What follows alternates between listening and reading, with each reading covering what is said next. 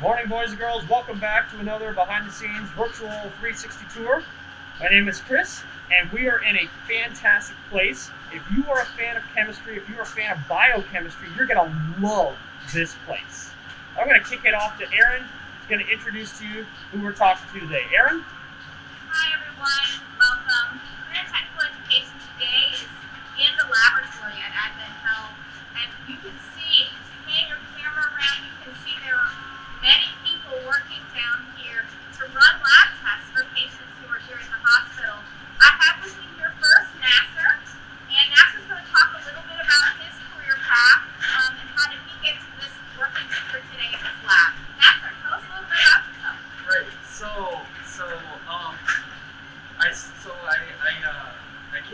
I actually came from Sudan. I was born here and I came from Sudan. And after high school, I didn't know necessarily what I wanted to do. I was always a fan of the science, loved STEM, and believe it or not a huge biology or chemistry. I like chemistry and physics more. But one talk led to another, and I'm like, okay, I want to look into healthcare. So in the middle of college, I got certified as a phlebotomist. And what phlebotomy is just simply the person that comes to do testing, right? So from there, I landed a job. I landed a job as a phlebotomist and kind of started to like the lab, and started to learn about as I was getting my bachelor's in biomedical science. Okay, this stuff started to be cool, but in Florida, the thing is you need licensing to work in labs, right? As a tech, the one that does all the testing. So I changed my degree to med lab science. Med lab science is what you did? Yes. Okay. Yes. And never regretted it. It's been a great field to me, and it's just been interesting. And every day is something new. So med lab science is a bachelor's degree. Yes. So it's a 4-year degree. Yep. And did you go here at Ford or someplace else? Yes, I went to UCF. UCF. Yeah. And then what is your role today? What is your title? What do you do? So I'm a medical lab scientist. Medical lab scientist. Or you'll hear two terms. You'll hear med lab science or an MT or medical technology. MT and medical technologies. Yeah. The names are interchangeable, but they're both accurate. Right. All I do is I come, I test, I make sure the instruments are running good. I'm making sure that we can balance is this patient condition or is this an instrument type situation? That's kind of where my job is. We're considered the brain of the hospital. We're the ones, the sensors, the feelers, or the sensing of testing and understanding what the patient is So are you actually consulting the information that says this person has an infection? Yes. This person has cancer? Right. That's actually, the thing is, 9 times out of 10, the laboratorian is the first person to know that this person has some type of leukemia or some type of cancer. We're the first people to see those cells. We're the first people to report things like that. So I see a lot going on over here. Can you tell me what's happening right here? oh yeah, so this is our patient tube station. Patient tube station. Inpatient. Oh, okay. It's like an elevator. Yeah, pretty much. Okay. Pretty much, it's a chute, basically, like a very fancy chute. And all throughout the hospital, we get samples from everywhere in the hospital. So no matter what floor you're on, the nurse gets a sample and can send it here down to the lab. That's it. Yep. Okay. And then what does she do? So she's probably on the phone, talking. There's probably a sample being mixed, or a sample that's being looked for that they're wanting. That's usually. And what's her job? So she's a lab assistant. She's a medical lab assistant. Yes. Yeah. And I think Diana and I were talking that she went to Osceola Technical College, right? And did the MLA. That's great. And so I can see that she's doing something and sending the tubes back to that floor. Yeah.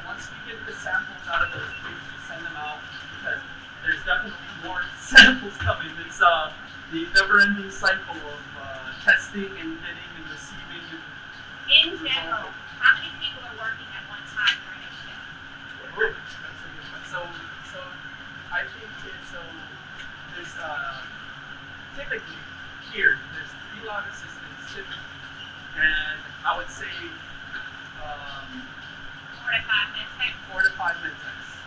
That's kind of what I'm going to see. Yeah. People walking around. And then how many samples are you getting a day? Do you know? I don't have to be 100% It on looks like hundreds. I mean, hundreds. If you look around. I wouldn't be surprised if it was in the thousands. It could be in the thousands. I wouldn't be surprised at all. So it seems like this is a very fast-paced job to work in the lab. Oh yeah. Oh yeah. Wow. Okay. So can you take us to another part? Of course. All right, let's go. All right. So we are now in another part of the lab, and I think you were saying that this was the hematology section. Yes. What is hematology?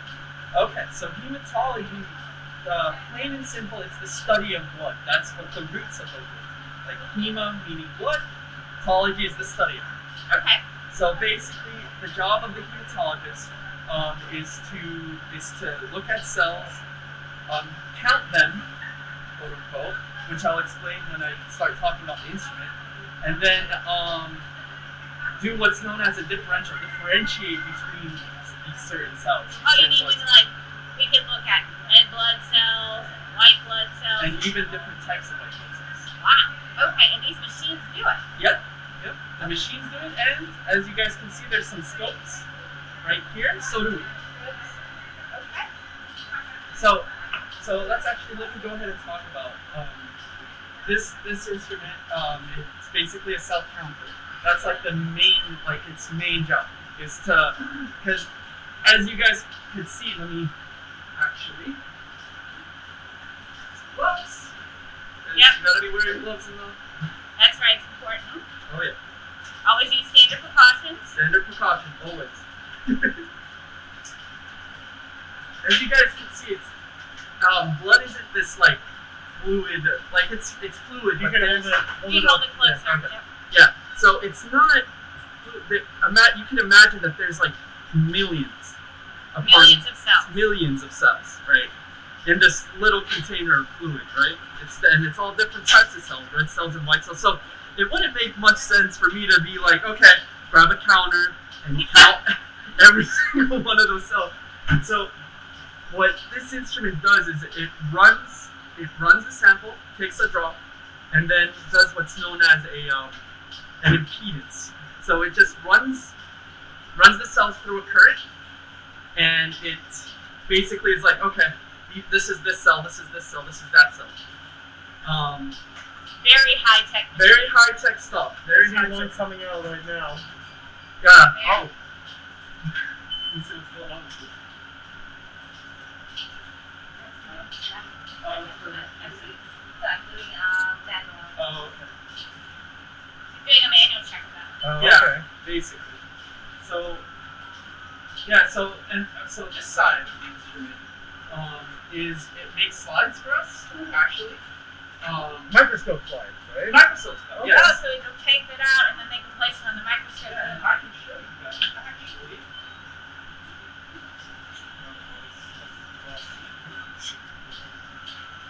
Okay, just cover patient data. Yeah. That's good. Yeah, see, it makes the slide, even puts oil on the, because it does basically everything we need it to do, because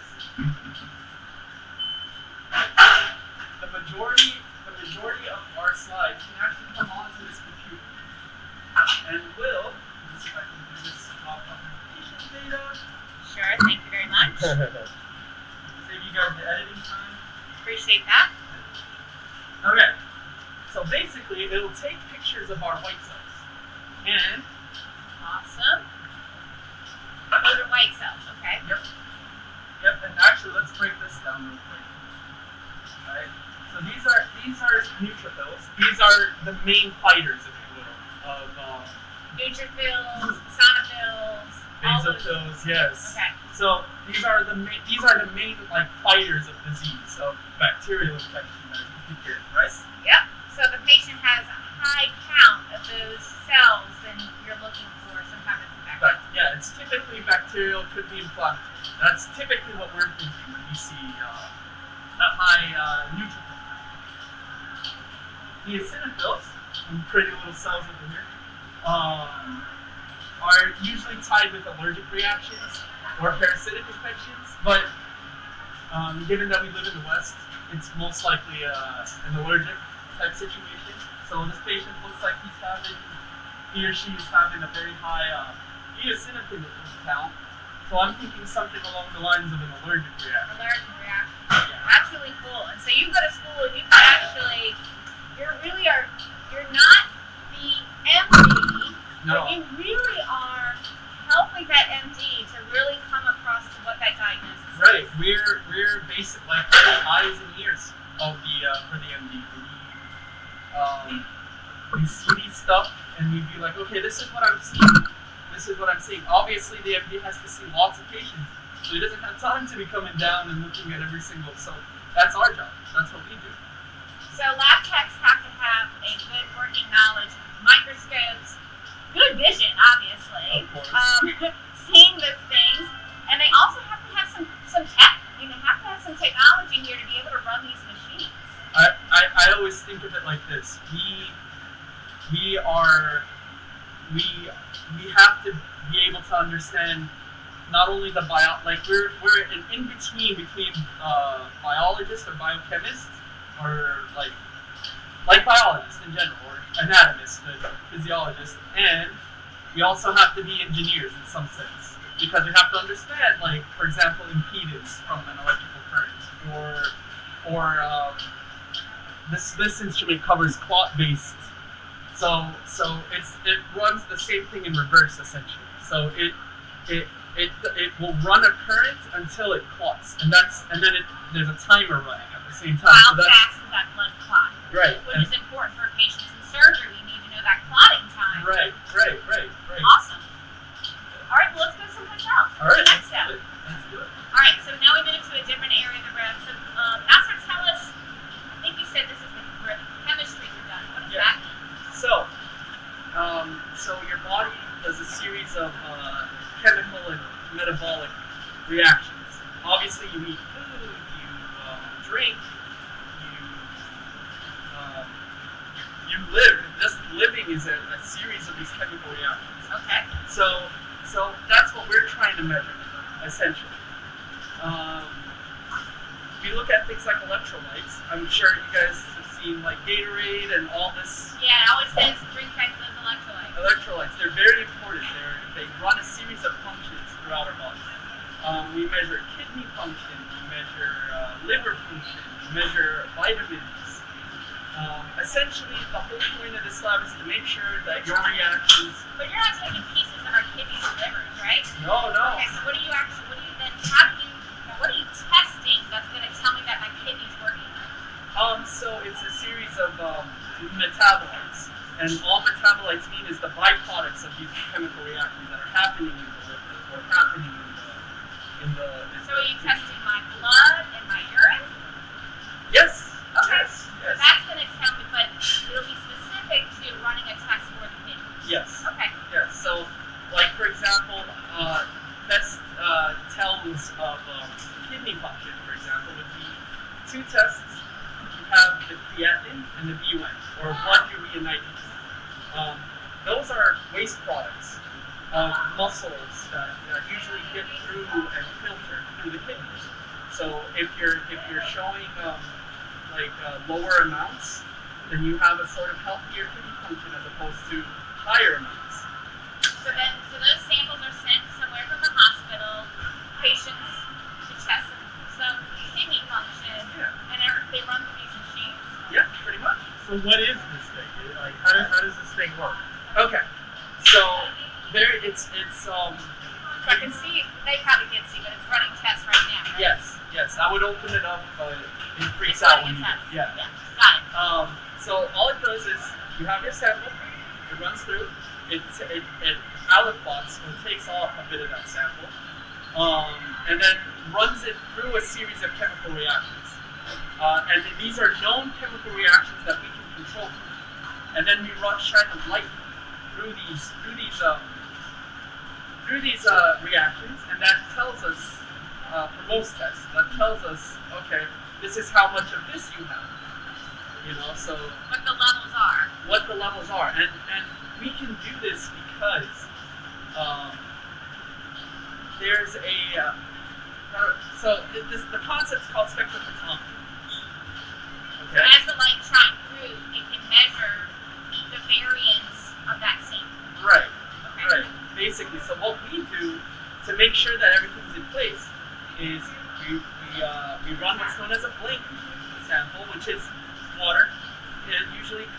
should have no results, and then we draw a line, and that line is called the calibration.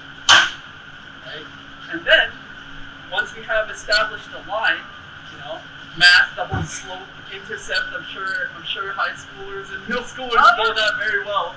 We draw that line, and then we test to see how good we are, or how close we are on that line. And that would be our quality. So how many samples are in here right now? Like how many can you load it in there?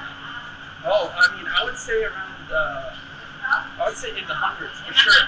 Yeah, because typically, I'm going to go ahead and load them. You're gonna load up a sample? Okay.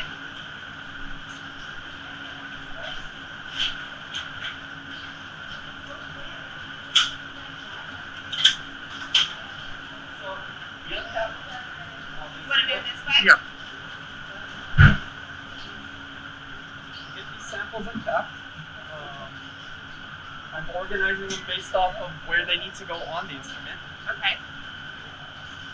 The instrument's broken down into this one's broken down into 3 parts. 2 of them are exactly the same, and then we have a 3rd part, which I can get into. That's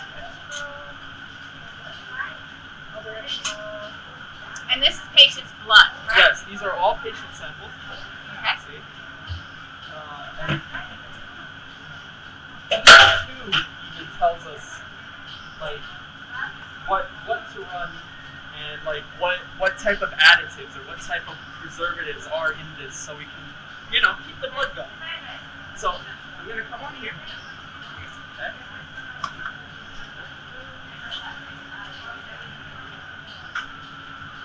I'm gonna go ahead and load these samples.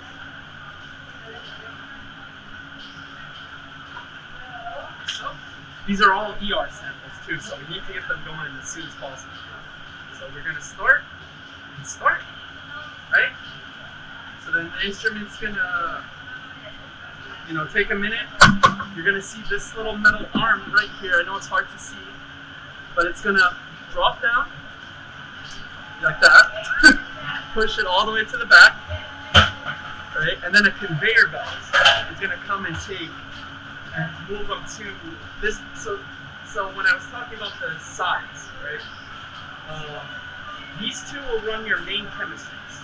Basically, when I was talking about those reactions, this little guy right here, I'm all over the place. That's okay. This little side will cover what's known as an immunoassay. And all that is we instead of using chemical reactions, we're using immunology, or we're using antibodies to test for these results, or to test for these levels. So that's kind of the breakdown of in like a nutshell, what these instruments all do. So does this do culture and sensitivity or no? No. Doesn't. No. So what it does is like troponin, which is a indicator of cardiac. Like if you're having a heart attack, you have blood tests for this. Wow, so there's a blood test to determine whether you're having a heart attack? Yes, there is. And what was it? Troponin is the most sensitive one. It will tell you for sure, and it will tell you if it's a reoccurring heart attack too. So. Interesting. Oh wait, I'm a little bit of a novice here. When someone says having a heart attack, it would seem to me that it's pretty obvious that someone's having a heart attack. Is there heart attacks that you don't know you're having a heart attack? Yes. Yeah. With heart attacks, it's interesting, right? Because what's the main symptom of a heart attack? It's chest pain, right? But you can get chest pain from a variety of things. You have an anxiety attack. An anxiety It's attack. not a heart attack. Right. You could be just having what's called a chest angina, or basically you're just feeling chest pain for no reason, or you worked out, or there's a series of reasons why you would be experiencing chest pain. This will tell you specifically, I'm having a heart attack, along with obviously the EKG and listen to your doctor. But So a patient can come in and say, "Doctor, I've been having chest pains." right, They run a blood analysis with this, Yep. and they could tell you, "Well, you're having chest pains because of this reason." right, And if that reason is heart attack, time to go to the emergency room. yep, that's Okay, it. That's got it. it. And typically this is a test used for like patients that come into the ER. Okay. Because if they're coming in ER and they're like, I've been feeling chest pressure even, or chest pain. I actually have a friend of mine he has a very high tolerance for pain, and he told his doctor, I have chest pressure. And EKG was normal, but the only way they found out he had a heart attack, and it was almost a complete blockage of his artery at this point, like almost 90%. The only way they found out was through a troponin. Through the blood test. Wow. Okay. That's cool. Yep. Is there any other area that we should look at today in the lab? Of course, we've got blood bank. You guys ready for that? Yes. Blood bank. Let's go. My other favorite place.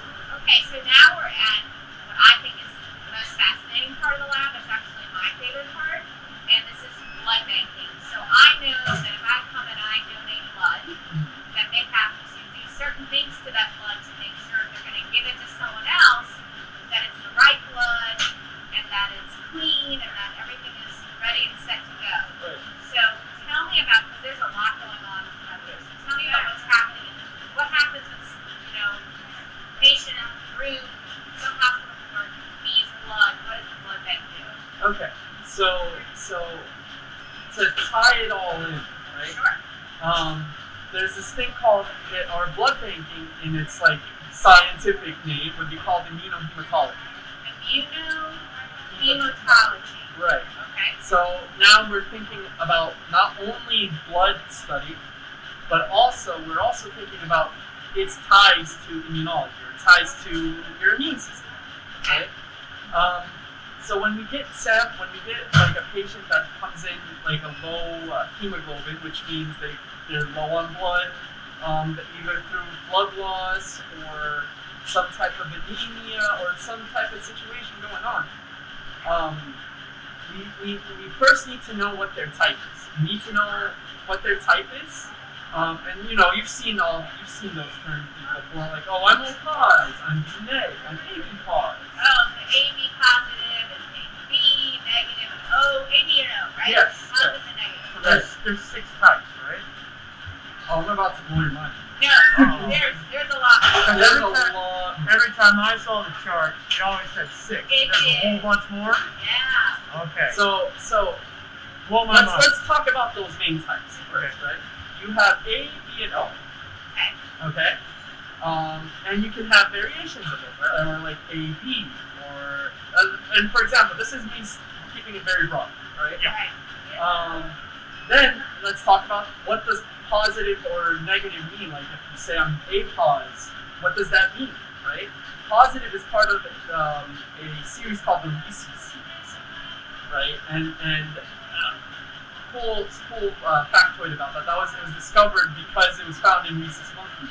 Oh, so rhesus monkeys, and that's how it got its name. That's how it's got its name. Okay. So when you say I am positive, you're saying that I have the main group B, and I have the secondary group of rhesus positive, or D positive, as we denote it. Now the thing is, and I guess I should talk about the screen first. So there's many subsystems.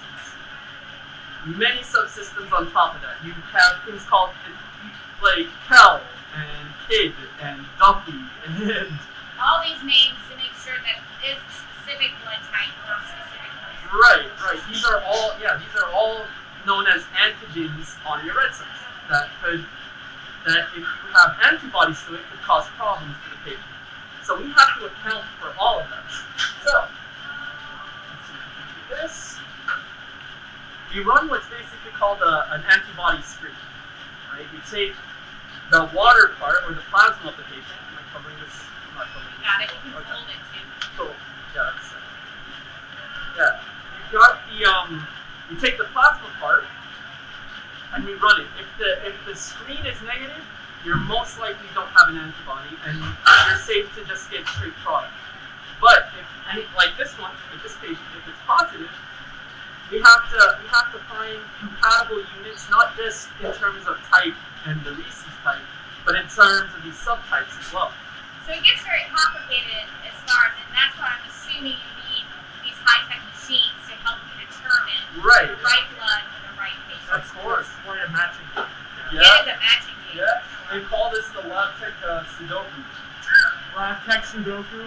because so what we got here is an antibody panel, right? So this is what we do to determine what type of antibodies does this patient have. Because if they have those antibodies, they can't get those red cells, the antigen of those red cells. Because their own bodies would attack. Right. The immune system would say, you don't belong here. Right. Oh, so that's why it's important to have a match, because if you put a foreign blood into someone, they're going to think it's like a disease or bacteria, Exactly. and your own body is going to And your whole body will inflame and reject that. So it's almost like they have to be wearing the right clothes. They have to be wearing the gang colors. Putting the right clothes on to get in there and make sure it's the right one. That's right. That's right. Okay, That's right. that's cool. Yeah. So what is the name of this machine? Okay. This is we call it the Vision, OrthoVision. That's the name, the company's name. And what it does is basically what we would typically do in tube, but in a higher scale and faster. So you can put multiple samples in Right. at a time. We can put a bunch of samples and get a type-in screen, like in 30 minutes. And the only reason why we wait that long is because you have to have the right temperature. That's another game that you have to play with, right? You have to be antibodies work at certain temperatures. Oh. So you have to wait the entire time. You may get some result, Yeah. but if you don't wait for the time to pass, those antibodies wouldn't show. Right, they wouldn't work because they work at, like, say for example, body temperature, which is about 37 degrees Celsius. Or there's some antibodies that work in colds, in like a 4-degree, like a refrigerator. Yeah. So we play this sort of balancing game when we see a positive antibody screen, and to be like, okay, we know that this subgroup likes to be in cold, so we gotta test it in cold. Or we know that this antibody group likes to be in room temperature, so we test it in room temperature. So we're playing this sort of investigatory game of cat and mouse, if you will, with the antibodies. So this guy in the back here, what is he actually doing with it? Okay, so he's actually preparing a panel. Okay. It looks like so. You good? You want to?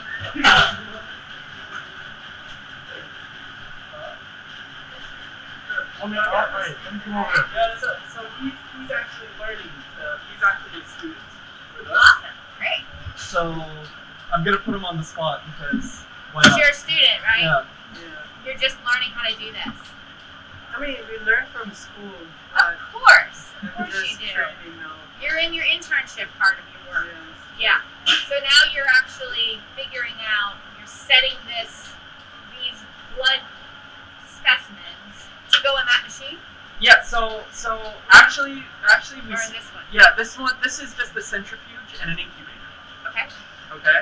So this is a little different from my old place where I used to work, but I guess they do the panels like not on the instrument but on the Wow, that's tedious work. yes. Actually, they do it there. They do? I'm Oh, okay, you're doing So is that a pipette? What is that called? Micropipette. Yeah, so it's yeah. So let's actually, can I borrow this for a sec? Okay. So when we were talking about that panel, right? Like this panel here. Yep. These are all, believe it or not, red cells. So I'm giving the instrument. So if you think laboratories all known and unknown. Okay. Known and unknown. Known and unknown. Okay. When you think of, like, I want to find out an antibody. Antibodies are typically in plasma. So plasma would be my unknown. Okay? Red cells, so I have to have red cells or antigens that are my knowns. And this is essentially this. Reagent red cells that I know every antigen on this. So you know what they are, and so if I place them onto that blood sample and it reacts, Then I've got then you have an positive. answer. Yeah. Now you have part of the known. Yeah, there you go. So now my unknown is starting to become known, right? So that's what we're doing. That's if you think about it in like math terms, we're solving for x in a very complicated and interesting So way. now I'm going to ask you some silly questions. Hit me. Okay. I noticed that no one is sitting down in your lab. Right. Like, everybody is on their feet. Mhm. Like, no one is like, and I've heard that you sit at a bench when you work in a lab. Does that not happen anymore? So it's interesting. We're obviously we're in constant flux. We're constantly getting samples. We're constantly running samples. Yeah. Right. But there are situations where we do have to sit down and look under a scope. Yeah. Right. But it doesn't seem like a lot of the time. It doesn't happen a lot of the time because the instrumentation are very He's like, I agree. because the instrumentation's sophisticated. Like the only time we would have to like sit down, say for a scope in hematology, for example, is if there's something very complex. So no, we're not sitting down. So, and my next question is what are your hours? Like, so is it you do shift work? Is it 8, 12? What is it typically? So you'll see a mix of a bunch of stuff. Like for example, you'll see the traditional 5/8s, like you would from any job. I do a little bit of a weird shift where I work 2 8s and 2 12s. So there's a lot of combination that happens. Right. Because the lab cannot close, just Right. like the hospital. Oh yeah. 24/7 operation. Yes. Holidays, you work holidays and We all. work holidays, we work it all. Yes. Well, is there anything else that we should know about the lab that we're missing? Good question, right? Good question. I think we've seen it all. Yeah. Well, I think we're going to do our sign-off. Does that sound okay? Sounds great to me. I've been absolutely blown away with everything. Thank you so much for your time, and thank you for the tour. I love this stuff. I love biochemistry, I love chemistry, and I love that there was a little bit of an investigative procedure behind it, like almost like you're solving a mystery. And I love that part. That's all. That's the one thing I would say that for a fact. I pointed it out specifically here, but the whole lab is known and unknowns. You're solving for an unknown. Thank you so much for letting us explore the lab today. Of course. And students, remember, don't forget that when you look at this video, is to look all around. Send us your questions if you have them. Thanks so much for Career and Technical Education, and I'll see you in the school district. All right. See you Have a later. good one, everyone.